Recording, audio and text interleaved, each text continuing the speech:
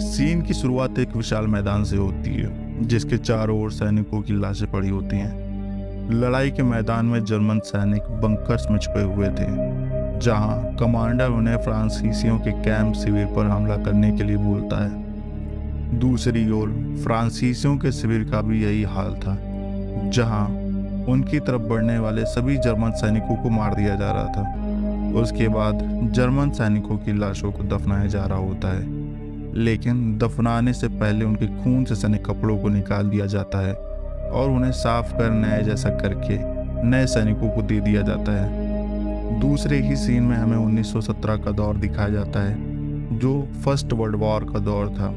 यहाँ हम एक लड़के को दिखाया जाता है जो यूनिफॉर्म में साइकिल पर जा रहा था मिलता है, जिनके नाम एल्बर फ्रांस, लेकिन पॉल के घर वालों ने जंग में जाने से मना कर दिया था।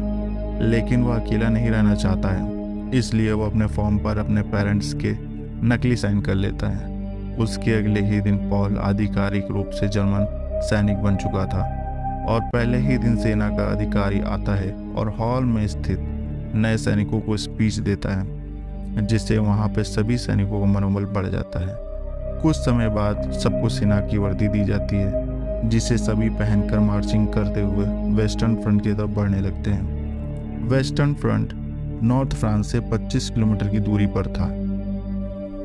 कुछ ही देर में सभी सैनिक जर्मन कैंप पहुंच जाते हैं और उन्हें वेस्टर्न फ्रंट भेज दिया जाता है, जहां जर्मनी और फ्रांस के बीच युद्ध चल रहा होता है। कुछ ही दूर आगे जाने पर फ्रांस के फाइटर प्लेन जर्मन सैनिकों पर अटैक कर देते हैं। कैप्टन सभी को मास्क पहनने के लिए बोलता है, क्योंकि बमों में अक्सर जहरीली गैसों का प्रयोग किया जाता है।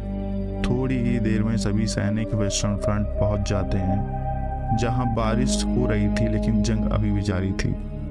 बारिश की वजह से बंकर्स में काफ़ी पानी भर चुका था। कैप्टन सभी सैनिकों को बंकरों में भरे पानी को निकालने का ऑर्डर देता है। सभी सैनिक बंकर्स में भरे पानी को अपने हेलमेट से निकालने लगते हैं। वहीं पर पॉल की मुलाकात कैट से होती है। बारिश रुक जाती है और रात में एल्बर और पॉल बंकर की निगरानी कर रहे थे। तभी इन दोनों को कुछ आवाज़ सुनाई देती है और पॉल उस आवाज़ की तरफ गोली चला देता है। उधर से भी गोली का आवाज़ आता है और गोली पॉल के हेलमेट पर लगती है, लेकिन पॉल को कुछ नहीं होता है। तभी फ्रांसीसी प्लेन्स जर्मन टैंक्स पर बमबारी करना शुरू कर देते हैं और हमले में बचने के लिए ये सभी सैनिक बंकर के अंदर छुप जाते हैं।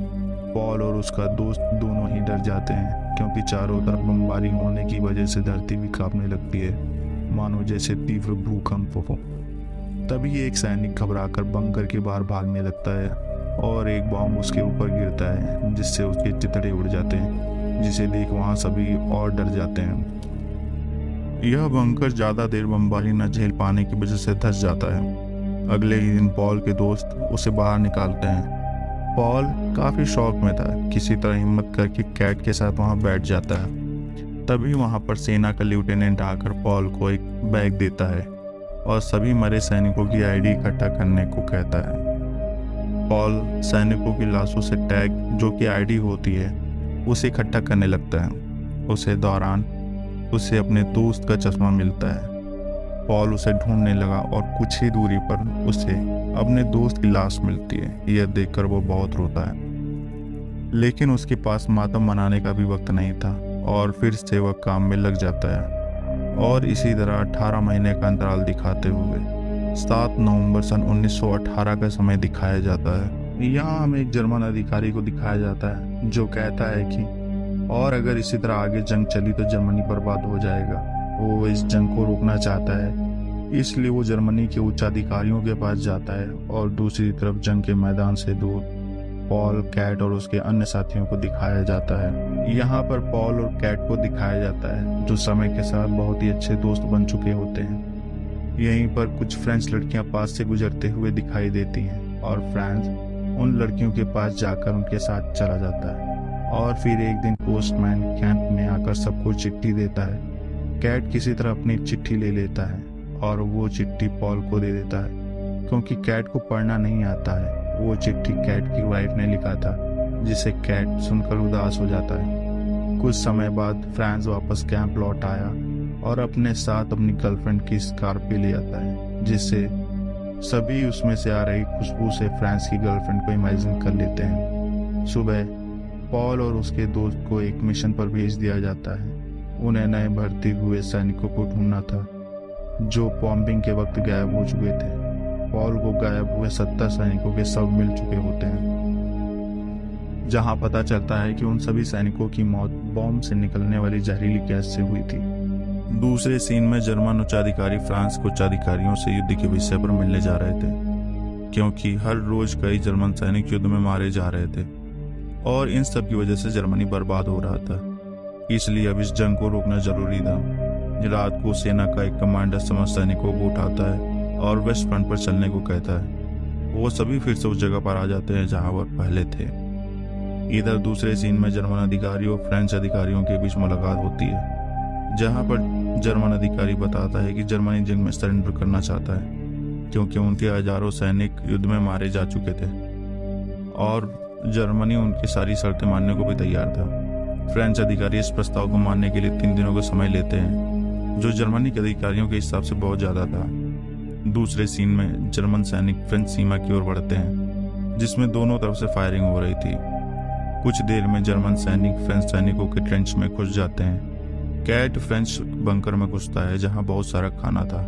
वो सभी खाना खाते हैं, तभी बंकरों में भूकंप जैसा महसूस होता है और सभी सब छोड़ बाहर भागते हैं। तभी जर्मन सैनिक देखते हैं कि उनकी तरफ फ्रेंच टैंक्स आ रहे हैं। जर्मन सैनिकों ने उन टैंकों को रोकने के लिए फायरिंग शुरू कर दी, लेकिन इसका कोई फायदा नहीं हुआ। जब टैंक्स बॉम्बिंग शुरू करते हैं तो मजबूरन जर्मन सैनिकों को वापस हटना पड़ता है। वहां पर बहुत सारी फ्लेम गन्स थी जो सभी जर्मन सैनिकों को मार रही थी। ये नज़ारा देख पॉल, कैट और अन्य पीछे हटने लगे। एल्बर भाग नहीं पाता है, उसे फ्रेंच सैनिक पकड़ने के बाद उसे मार देते हैं। पॉल दूर से ही ये सब देख रहा था और वो कुछ नहीं कर सकता था। पॉल और कैट किसी तरह अपनी जान बचाते हुए जर्मन बेड़े में पहुंच जाते हैं। फ्रेंच आक्रमण इतना तेज था कि जर्मन सैनिकों को अपने बंकरों को छोड़कर भागना पड़ गया। उस आक्रमण की वजह से पॉल एक गड्ढे में गिर जाता है और उसको एक फ्रेंच सैनिक मारने ही वाला था कि उस फ्रेंच सैनिक पर एक बॉम्ब गिर जाने की वजह से वह घायल होकर गड्ढे में गिर जाता है जिसमें पॉल था। पॉल ने उसके ऊपर लगातार चाकू सवार किया, लेकिन वह सैनिक नहीं मरा। पॉल ने उसके मुंह में मिट्टी भरकर मारने की कोशिश की, लेकिन वह फिर भी नहीं मरा और उस सैनिक की आवाज़ पॉल को बर्दाश्त नहीं हो रही थी, जो दर्द से भरी हुई थी, जो उसे बार बार बेचैन कर रही थी। उस बेचैनी की वजह से पॉल उस सैनिक का खून साफ करता है, रोकता है, उसे पानी पिलाता है और थोड़ी देर बाद ज़्यादा खून बह जाने की वजह से वह सैनिक मर जाता है। पॉल उसकी जेब में देखता है और उसे एक लेटर और कुछ फोटो मिलते हैं। फोटो में उस फ्रेंच सैनिक की वाइफ और बेटी थी, जिसे देखकर पॉल का दिल बैठने लगा। पॉल को महसूस हुआ कि उसकी ही तरह उस सैनिक का दिल है और उसका भी एक परिवार है जो उसका इंतजार कर रहा होगा। पॉल को लगा किस तरह मैंने उसकी बीवी से उसका पति और बेटी से उसका पिता छीन लिया। पॉल का दर्द बयां नहीं किया जा सकता था। अब रात होती है और माहौल शांत हो चुका था। पॉल लाशों के बीच से आकर जर्मन कैंप पहुंचता है। सभी सैनिकों को लग रहा था कि जंग अब खत्म हो चुकी है। जख्मी सैनिक को भी इसी कैंप में रखा गया था। पॉल उन्हीं जख्मी सैनिकों में अपने साथी जैडन को देखता है, जिसके पैरों के 2 टुकड़े हो चुके थे, लेकिन जैडन अपने पैर नहीं कटवाना चाहता था क्योंकि उसे अपाहिजों वाली जिंदगी नहीं जीनी थी। जैडन पॉल को एक स्कार्फ देता है और बताता है कि फ्रांस भी मारा गया। ये सुनकर पॉल को बहुत दुख हुआ क्योंकि उसका अब कोई भी दोस्त जिंदा नहीं रहा। पॉल कैट को देखता है और उसे जिंदा देखकर बहुत खुश हुआ और थोड़ा सुकून मिला कि कम से कम एक दोस्त जिंदा बचा है। पॉल और कैट जैडन के पास खाना लेकर आते हैं। पॉल जैडन को खाना खाने के लिए कांटे वाला चम्मच देता है, लेकिन जैडन उसी कांटे वाले चम्मच से अपने गर्दन पर मारकर अपनी जान दे देता है। जैडन की मौत की वजह से पॉल और कैट को बहुत दुख होता है। दूसरे ही सीन में दिखाया जाता है कि फ्रेंच अधिकारी जर्मनी से जंग खत्म करने वाले डॉक्यूमेंट पर हस्ताक्षर कर देते हैं और 6 घंटे बाद फ्रांस और जर्मनी की जंग आधिकारिक रूप से समाप्त हो जाएगी। लेकिन जर्मन जनरल इस समझौते से खुश नहीं था। कैट को पता चलता है कि जंग 11 बजे समाप्त हो जाएगी और सभी अपने अपने घर चले जाएंगे। फिर पॉल और कैट एक फार्म में बतख चुराने जाते हैं जहाँ पर वो पहले भी जाते थे। इस बार पॉल दीवार पार कर फार्म में बतख पकड़ने जाता है। फार्म मालिक का बेटा पॉल को देख लेता है और पॉल को बंद कर देता है। बड़ी मुश्किल से पॉल बतख के कुछ अंडे चुरा कर भाग निकलता है और तभी फार्म का मालिक गोली चलाने लगता है।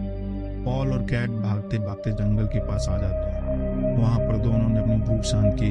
फिर कैट जंगल में अकेले एक पेड़ के पास खड़ा होता है। तभी कैट को लगता है कि उसके पीछे कोई खड़ा है। ये फार्म मालिक का बेटा था, जहां से उन्होंने कई बार बतख और अंडे चुराए थे।